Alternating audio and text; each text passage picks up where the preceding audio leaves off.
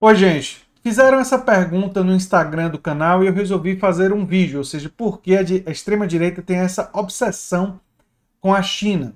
Falar nisso, gente, se vocês puderem seguir o Instagram do canal, o Twitter, o Facebook do canal, todos os links vão estar no comentário fixado. E no comentário fixado tem outros links interessantes. Tem livros recomendados que são afiliados no programa de afiliados da Amazon. Se vocês comprarem, estão ajudando o canal. E tem o link também do meu livro, A Nova Máquina do Tempo, que está disponível na Amazon, não é? Enfim, eu gostaria de falar sobre esse assunto até com a aproximar da eleição lá nos Estados Unidos, porque é um assunto que eu acho interessante. Muitas pessoas, assim de cara, pensam que essa obsessão da direita com a China se deve a China ser a última, entre aspas, comunista, né? Porque a gente sabe que o comunismo defende a ideia de uma sociedade sem classes e a China passa longe de ser uma sociedade sem classes. Mas segura essa bandeira, digamos assim, e muitas pessoas imaginam que a direita tem essa obsessão com a China por causa disso. Esse fator, embora exista, é um fator menor, não é? Porque a gente poderia apontar para Coreia do Norte, para Cuba, que ainda levantam essa bandeira, embora a gente saiba das realidades extremamente particulares desses países também.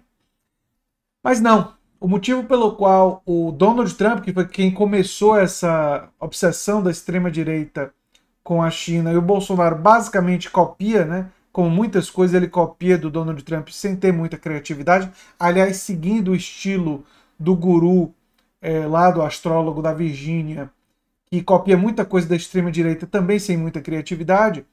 O Donald Trump utiliza a China por um motivo muito particular. Ele utiliza a China porque a China simboliza o grande, novo e potente centro comercial e de produção de bens e serviços, né? E simboliza e conecta com a desindustrialização do meio oeste norte-americano. Ou seja, ele usa a China para falar mal da China para ativar um nacionalismo norte-americano e a ideia de que o país não vai ser vendido à China, de que o país não vai ser dominado pela China. Então existe por trás da obsessão do Donald Trump com a China uma espécie de marcação de terreno para sinalizar para parte da população americana a ideia da defesa de um nacionalismo.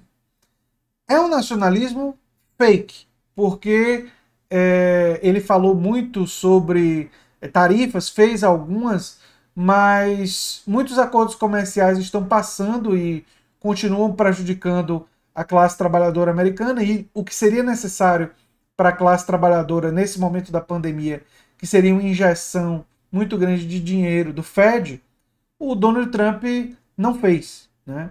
Inclusive, muitas pessoas atribuem a isso parte da perda de apoio que ele teve nesses estados. Ou seja, seria uma forma. Não foi apenas lidou mal com a pandemia do ponto de vista da saúde pública. Ou seja, lidou mal com a pandemia, inclusive do ponto de vista econômico. E isso teria tido um impacto eleitoral para o Donald Trump.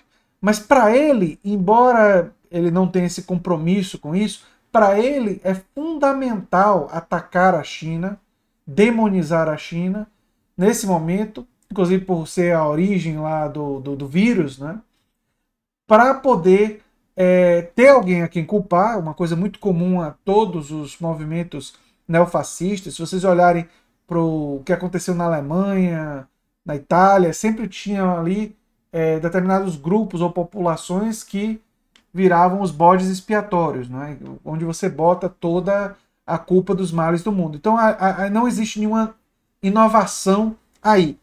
Mas no caso da China, ela serve fundamentalmente para conectar com o fato de que agora ela é uma superpotência do ponto de vista da produção, né, de industrial, e os Estados Unidos, que já foi a única superpotência, tem passado por um processo, especialmente do seu meio oeste, de desindustrialização. E essa desindustrialização produziu um desemprego, produziu um desespero em uma classe trabalhadora, especialmente branca, mas não exclusivamente branca, que estava acostumada a empregos industriais e agora não tem mais.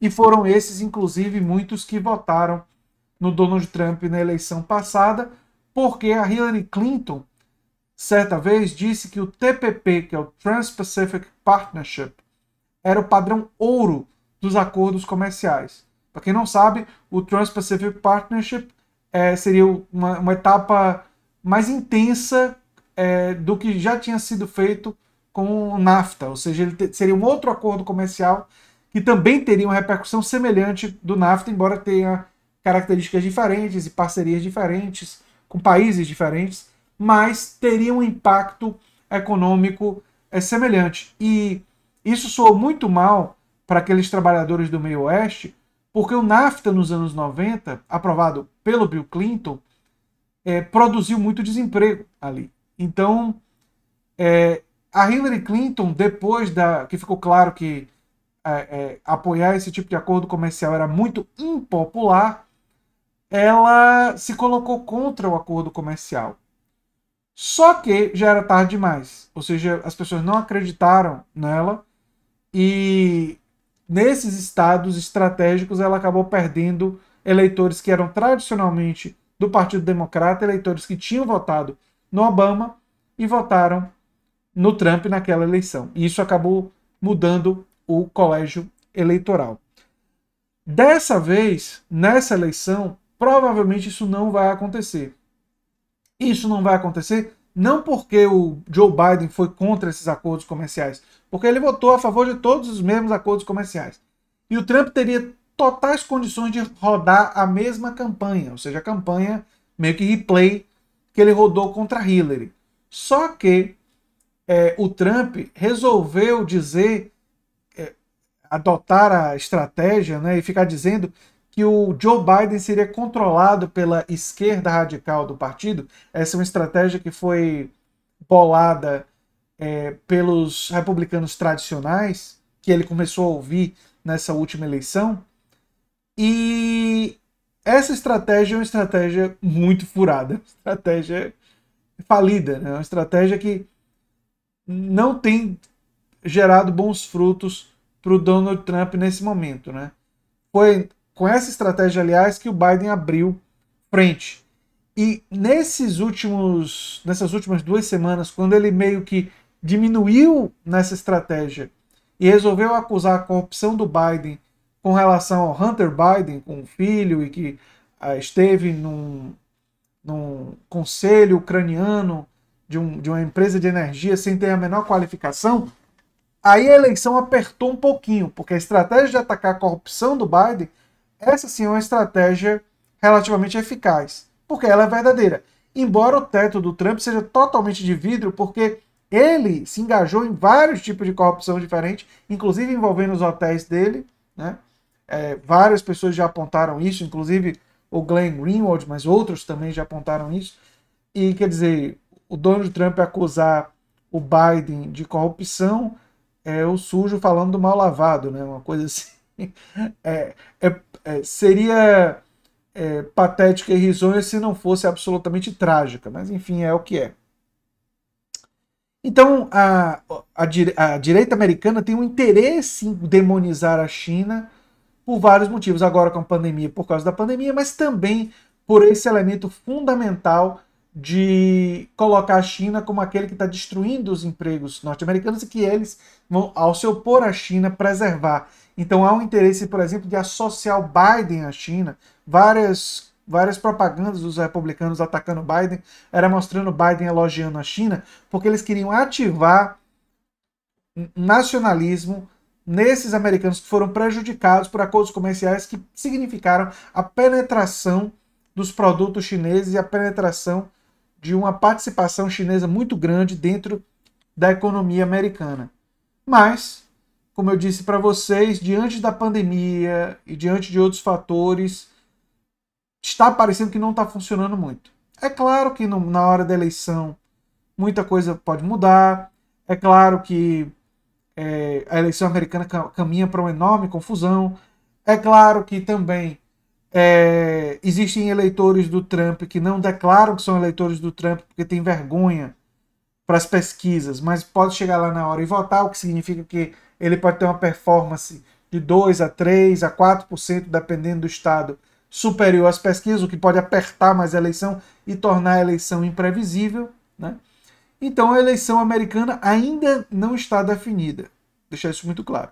Mas as evidências sugerem um leve favoritismo do Biden nessa reta final. E se confirmar, aí eu vou trazer para vocês os dados e vocês vão ver que assim que o Biden foi eleito, a mesma esquerda progressista que hoje faz campanha para o Biden vai virar oposição ao Biden. Porque está fazendo campanha para o Biden para derrotar o Trump.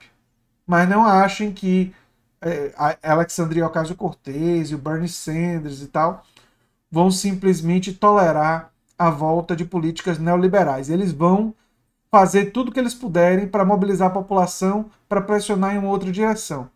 Se eles serão bem-sucedidos ou não, é uma coisa que a gente ainda não sabe e vai ser muito difícil com a equipe que o Biden provavelmente vai montar no governo. Mas, enfim, vai ser a luta que vai ter que ser travada pelo campo progressista lá nos Estados Unidos. E era parte do que eu tinha a dizer sobre isso. No caso do Bolsonaro, viu, gente, é basicamente ele está copiando. Ele está copiando o Trump. Então, não existe razão lógica, porque a China é o maior parceiro comercial do Brasil. E ele fazer isso a gente só perde comercialmente. Então, é uma coisa que ele faz porque ele está copiando o Trump e por ele faz por motivos ideológicos. Não existem motivos práticos para o Bolsonaro fazer e ter essa hostilidade com os chineses. É só uma atitude, para ser gentil, pouco inteligente. Vocês sabem o que eu queria dizer, né? Enfim. O que eu tinha para falar sobre esse assunto é isso daí. Se você gosta do canal, se inscreva, dê um like, compartilhe e quem sabe se torne apoiador do canal ou membro do canal. O link do apoia-se, do membro, tá tudo aí no comentário fixado. Um abração e até o próximo vídeo. Tchau, tchau, gente.